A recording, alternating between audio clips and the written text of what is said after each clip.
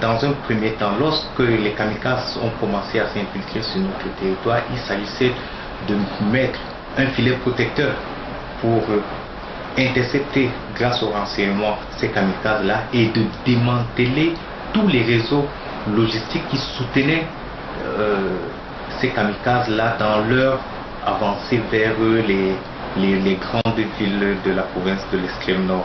Ça a été un succès. Après les attentats de Maroua, on n'a plus enregistré d'attentats dans la profondeur. Et maintenant, il s'est agi de mener un certain nombre d'actions proactives pour aller toucher les lieux, les centres de conditionnement, les centres d'entraînement et puis les lieux où ces kamikazes étaient en transit pour s'insérer sur le territoire. C'est la raison pour laquelle le concept ARO a été érigé. C'est un concept qui est dans sa conduite et dans sa planification fait au niveau du PC à l'opération Alpha, qui est chapeauté par le commandant de l'opération Alpha et qui est conduit par l'ensemble des unités sur le terrain.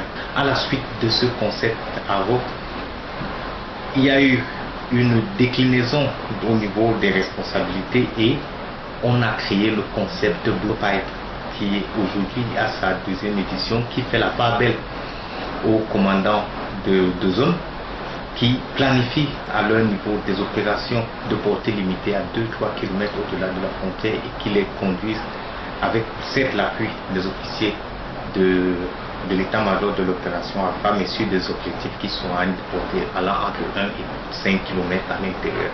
Depuis un certain temps, c'est des opérations que nous menions sur le terrain de l'ennemi pour pouvoir combattre cette secte-là sur son propre terrain et tout naturellement pour mieux se défendre, il faut attaquer. Donc nous avons mené des opérations, des raids, des bases reconnues, identifiées comme étant des points d'appui de la secte où ils planifiaient leurs opérations sur notre terrain. Ils y préparaient les kamikazes, ils préparaient les engins explosifs improvisés qu'ils venaient mettre sur nos terrains empruntés par nos patrouilles, et ces opérations ont donné des résultats palpables sur le terrain. Aujourd'hui, la secte se trouve affaiblie, mais elle reste toujours dangereuse du fait qu'elle continue toujours de mener sur de notre territoire des actions asymétriques, à savoir les incursions dans des villages qui ne sont pas sécurisés par les forces, ou alors sur des cibles bien choisies par les sympathisants de la secte, ou alors par la pose des engins explosifs improvisés. Autant de choses qui font à ce que nous puissions passer de Haro à une opération que nous avons maintenant dénommée Blue Pipe. Mais la région de l'extrême nord n'est pas la seule zone chrysogène. Par une coïncidence malheureuse, le Cameroun se trouve en proie d'autres menaces, notamment à l'est avec les braconniers et les combattants dissidents de la crise centrafricaine qui mènent des incursions en territoire camerounais pour se ravitailler, et de la zone littorale qui écume les pirates, véritable danger pour le trafic transmaritime, indispensable à la survie économique de notre pays.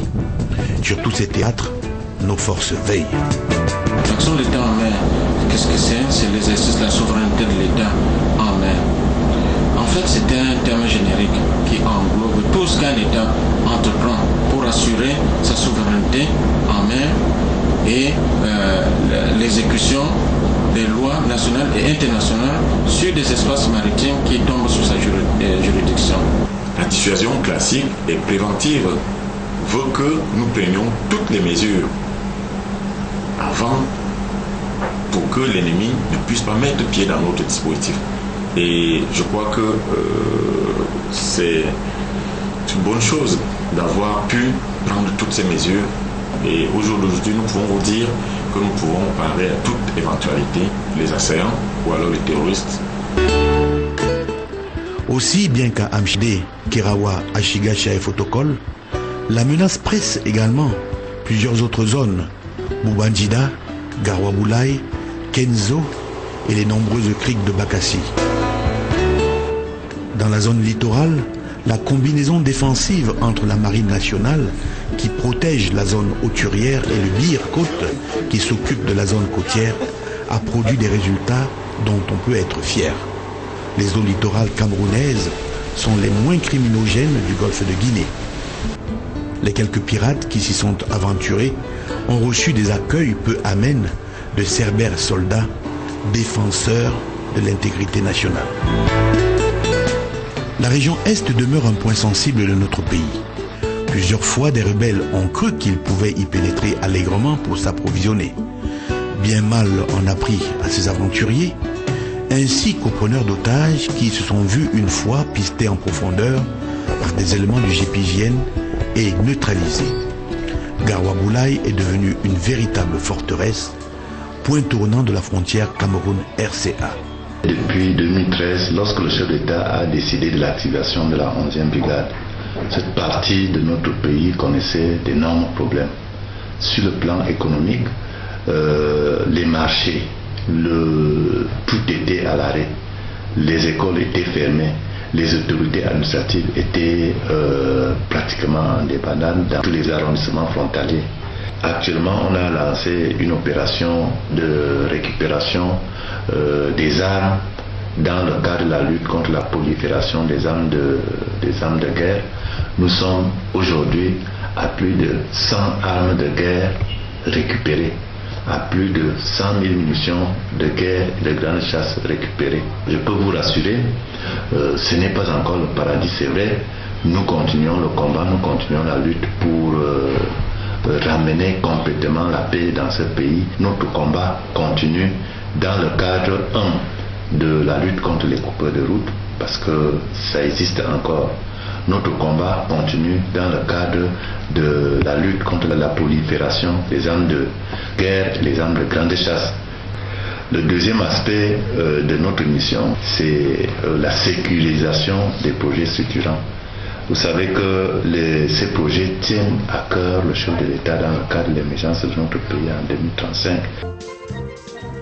Les forces de défense et la nation ont montré aux yeux du monde leur résilience et leur abnégation à défendre leur territoire.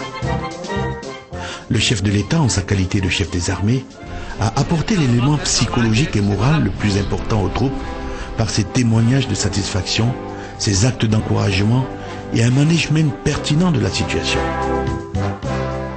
Sur le plan stratégique, l'état-major des armées, chef d'orchestre des opérations, a planifié sans cesse, par les ordres de conduite, contrant les centres de gravité ennemis.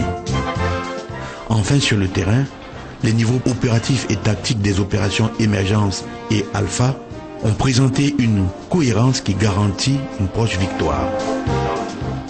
Il serait ingrat de ne pas reconnaître l'action des comités de vigilance, dispositifs encadrés par l'autorité administrative, qui ne se sont jamais trompés de rôle, étant d'un précieux apport sur le plan du renseignement. Ainsi se construit la défense de notre intégrité territoriale, un concept de défense populaire, car un peuple uni est invincible.